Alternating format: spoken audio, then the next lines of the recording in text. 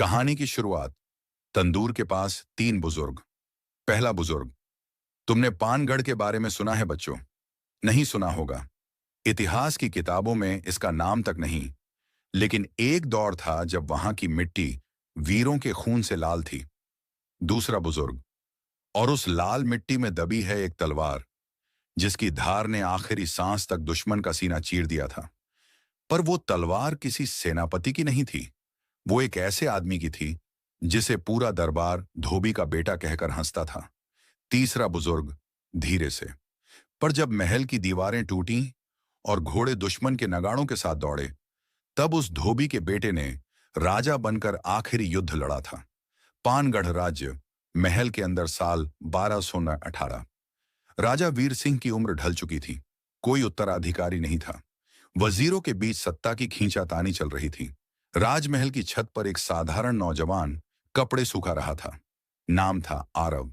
एक साधारण धोबी का बेटा, लेकिन आंखों में कुछ ऐसा जुनून जैसे इतिहास का पन्ना पलटने को बेचैन हो। वजीर भानुसेन और सेनापति रुद्रपाल ने पड़ोसी दुश्मन राज्य गजनील से गुप्त संधि कर ली थी। राजा के बीमार पड़ते ही गद्दी को हथियाने की योजना तैयार थी। गजनील सेना बस 2 दिन दूर थी और महल के अंदर से ही दरवाजे खोल दिए जाने वाले थे। आरव को यह बात महल के रसोइये से पता चलती है, पर वो कौन है जो उसकी बात सुनेगा।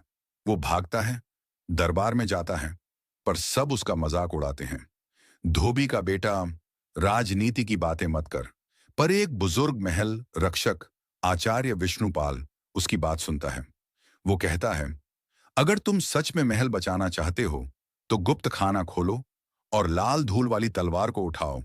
वो तलवार किसी भी राजवंशी की नहीं, बलिदान देने वालों की है। महल के तहखाने में आरव पहुंचता है। मिट्टी उड़ रही है। लाल धूल से भरा एक कोना, वहां एक पवित्र तलवार घड़ी है, जिसे छूते ही पुरानी आवाजें गूंजने लगती हैं। जो सत्य के लिए लड़े, वही इसका वार झेल सके। ये कोई किताबों में दर्ज कहानी नहीं, ये उस मिट्टी की सच्चाई है जिसे वक्त ने दबा दिया, पर आज बाबेलॉग एरा ने फिर से जिंदा कर दिया। सब्सक्राइब कीजिए बाबेलॉग एरा, लाइक और शेयर करिए। जहां कहानियां सिर्फ सुनाई नहीं जाती, जी जाती हैं।